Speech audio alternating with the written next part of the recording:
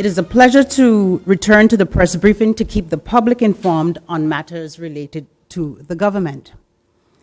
In the absence of the Minister of Justice, the Honorable Cornelius de Weaver, who's away on a work visit returning today, I hold the responsibility for matters related to justice, and as such, I met with Mrs. Richelda Rodriguez Emmanuel, Director of the Court of Guardianship, along with two representatives of UNICEF, namely Anna Corone, UNICEF Child Protection Specialist, and Joanna Wedge, UNICEF's Child Protection in Emergencies Training Consultant.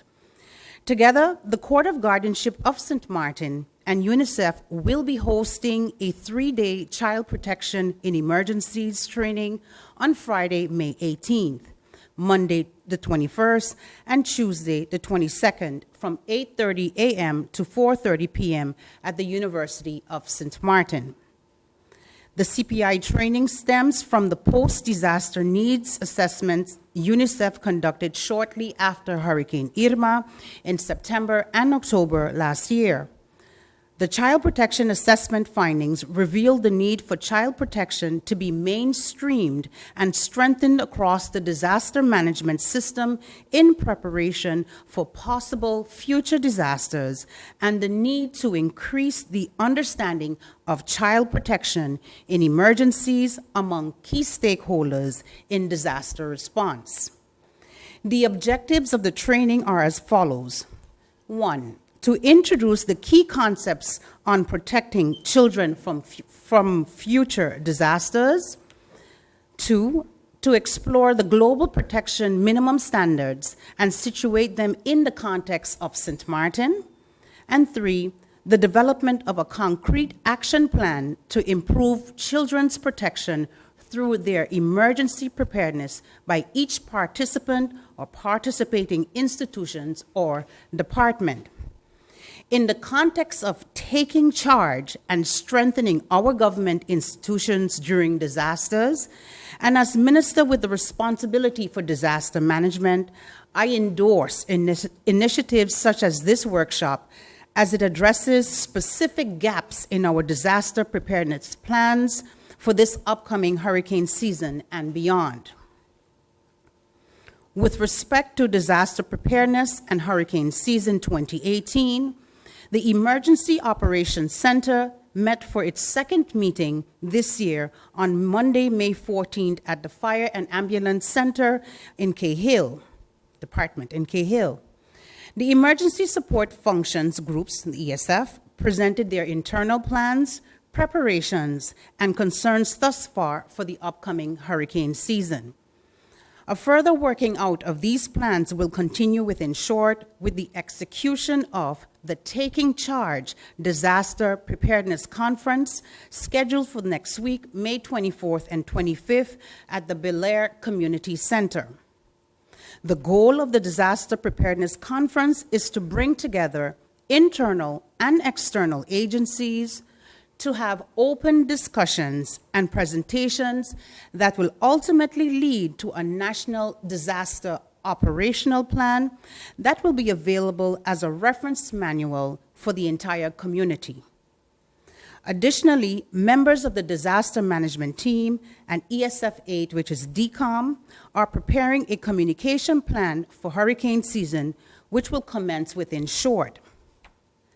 As Prime Minister, my objective is to give pertinent information before, during, and post any disaster that may occur on St. Martin.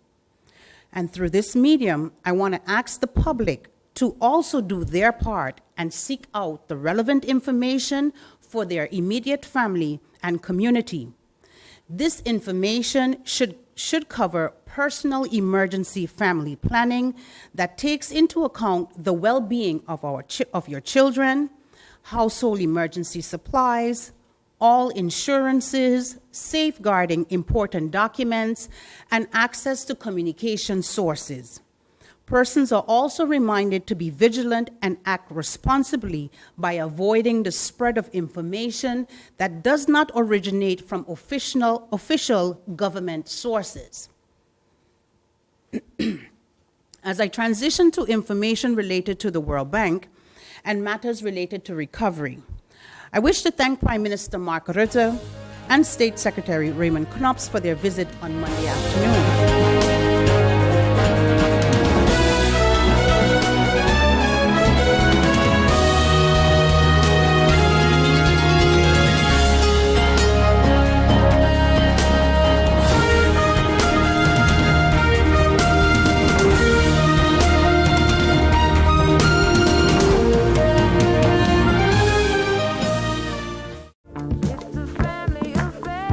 Sherlon, what are you doing? Oh, just sending my friends a tweet to come to the show to see me. To see you? They ain't coming to see you, they come to see me. But by the way, what's that tweet? I'm just sending them a message to come to the show. It's a family affair, a father and son comedy show featuring the philosopher of humor Fernando Clark and his son, the rising star Sherlon Clark, in the first ever pre-Father's Day comedy show on Sunday, June 3rd, under the tent at the Port of Plaisance, starting at 7 p.m. sharp, gates open at 6 p.m. Tickets are available at the Vondor bookstores in Simpson Bay and at the 80 Illich Road, Big D Photo Studio on the Pondfield Road, and SOS Radio in Marigot for $30. Bring the whole family because it's a family affair. Daddy, what are you doing? Sending my friends a tweet too so that they could come to the show. Daddy, you can't. Just give me their numbers and I'm gonna send them a message, alright? And tell them bring the daddy and the mommy and grandpa and granny and nenem and godfather. Tell them bring the whole family because it's a family affair. Alright.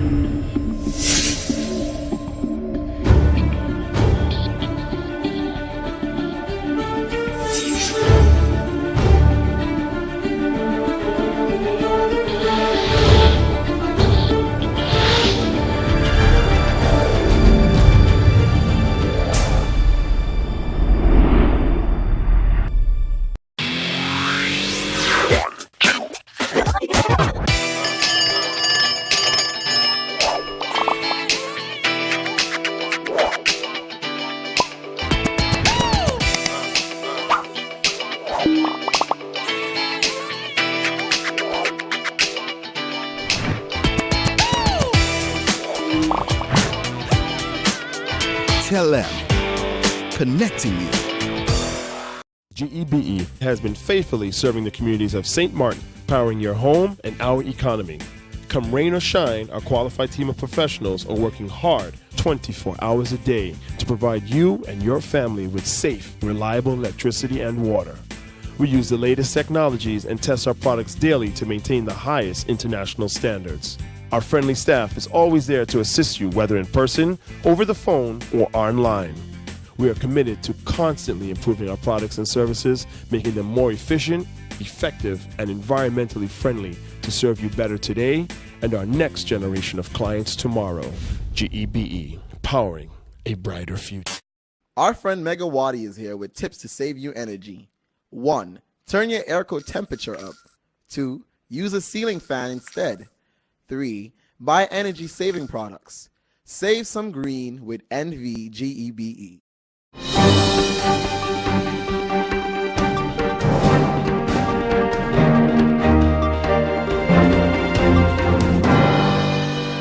Early Sunday morning at 3:15 a.m., a fire at the main dump began burning profusely. The fire has continued to burn, though it remains contained thanks to the efforts of our fire department. Currently, the technique of allowing the fire to burn out in a controlled manner is being undertaken, where water cannot reach. This technique serves to prevent the fire from reaching other parts of the dump where other debris may be highly flammable. It is with heartfelt regret that I would like to remind everyone to please do as much as possible to avoid the smoke. I assure the people of St. Martin that permanent and viable solutions are underway in dealing with this reoccurring health hazard. Though the cause of the fire is yet to be determined, investigations are ongoing. Right now, we are busy with the Department of Maintenance and St. Martin Recycling NV to start with works to restructure daily operations and management of the sanitary landfill, where we will start to segregate and control all garbage coming into the dump. We will amicably terminate the contract of the present landfill management company, taking heed of what was reported in the SOA Bay report. The dump will be closed and strictly accessible to registered haulers only. Extra security is being placed on the dump to prevent trespassers, and we are finally continuing to cover the garbage with fill, which prevents fires. The fill was recently imported from St. Bart's as it was lacking. The haulers designated for garbage collection in the cul-de-sac area was not complying with their contract. Therefore, a new hauler was sent in today to proceed with the garbage collection in the cul-de-sac area, which includes St. Peter's, St. John's, and Ebenezer Estate. Last Monday, I sat down with General Director of the Windward Islands Reconstruction, Mr. Hans Leitens, and we discussed and concluded that the very next step towards an ideal solution for our dump is to appoint a waste project manager.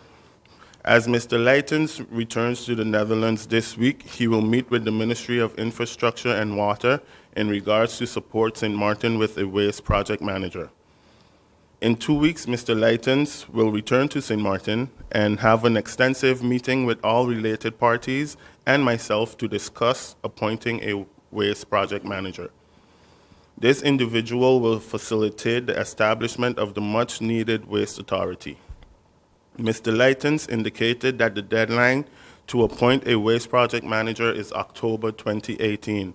This, of course, must be done sooner, seeing the urgency. I would like to also make mention that it was recently reported in the French media that the French landfill located in French cul-de-sac will be open to free dumping for 1 month in relation to the French side's cleanup campaign. So I would like to urge all those who have been dumping French garbage at the Dutch side's landfill to please make use of this opportunity to dump the French side's garbage for free at the French landfill. Due to weather and wear and tear, more potholes are emerging at various spots on the island, which is especially obvious on Canagita Street in Phillipsburg. Though we are experiencing a slight delay, island-wide road repairs have been scheduled. The asphalt production plant, which is currently down, has been awaiting the arrival of new equipment and supplies to continue production and commence road repairs. Hopefully, repairs to the asphalt plant go as planned for asphalt production and road repairs to begin this weekend. The international arm of the Association of Municipalities of the Netherlands, called VNG International, has secured funding from contributions of various municipalities in the Netherlands to assist with the reconstruction on St. Martin. Yesterday, May 15th, I briefly met with Gert-Jan van Leeuwen, a consultant from VNG International, who is currently spearheading a 3-day workshop to staff of VRUMI and other related government organizations, including external engineering firms. The organization's goal and purpose are to strengthen local governments in areas of building regulations, specifically norms and standards of the building code regarding natural disasters. The theme of the presentation is Building Back Better through an enhanced resilience program. After the seminar, VNG will submit a proposal for the updated building code The updated building code will be partly based on input from the local stakeholders who attended the workshop. The proposal will be reviewed by the Council of Ministers and Parliament for approval.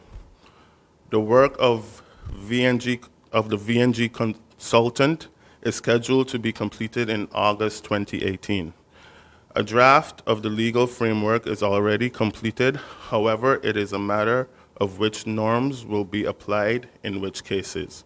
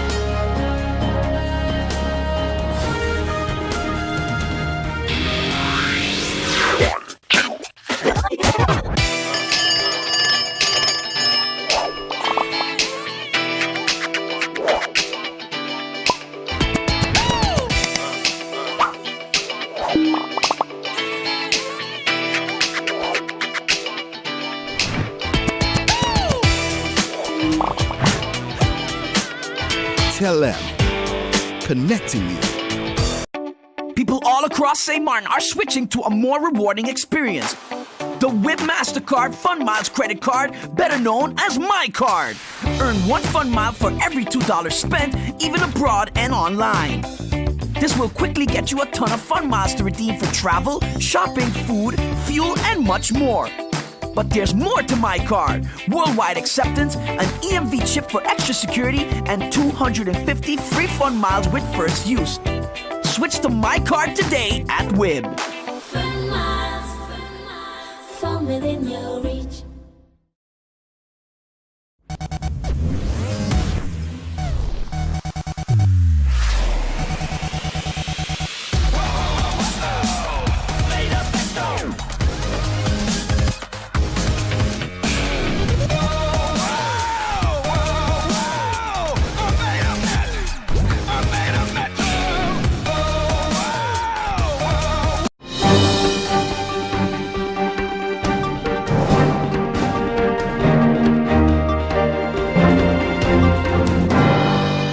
Was it not a real big topic today, because we discussed it 1.5 weeks ago.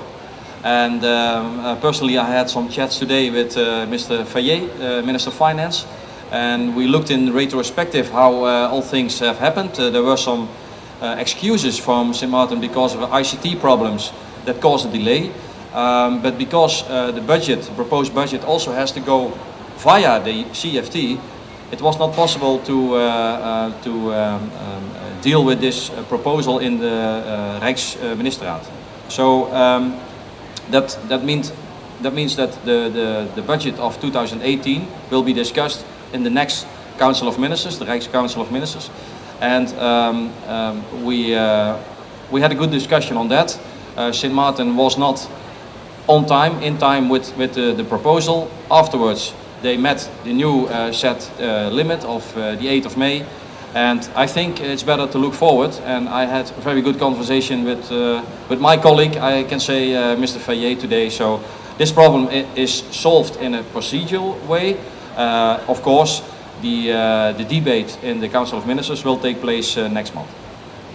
I believe, Alita, the question as it relates to the budget, I think he sufficiently answered such. And of course, as the Prime Minister Rutte indicated, that St. Martin, the information that we have sent in, it's being reviewed. So I'm sure that within short, the general public of St. Martin in both the Netherlands will get the outcome of whether we will get the support or not. To answer Stephen Cyrillian's question as it relates to trust, indeed, trust goes both ways, and communication is key.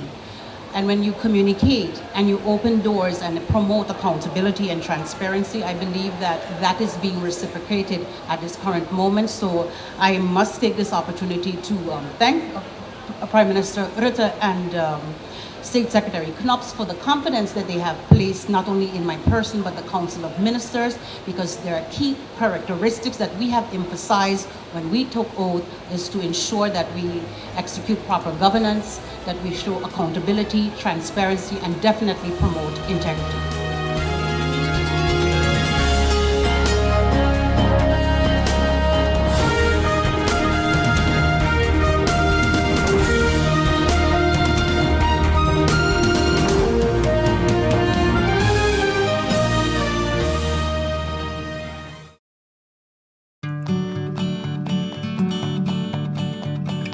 It's been said that behind every door, possibility awaits.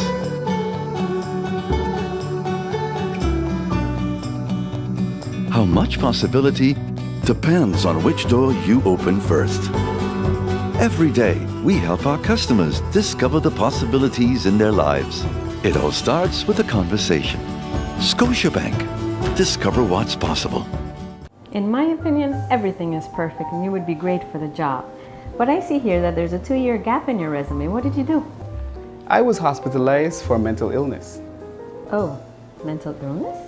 I've undergone treatment and I have a wonderful family that supports me. Well, that is good news. No, it's fine. I'm recovered. We'll contact you, okay? For a better understanding of mental health and what you can do to stop mental health stigma, please go to the Mental Health Foundation's website at www.mhf-sxm.com.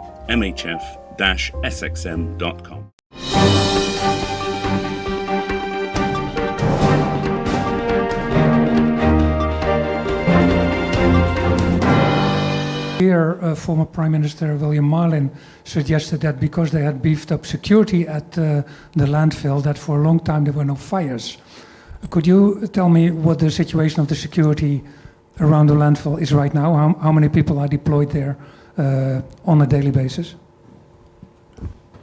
Thank you for the question, Mr. Har.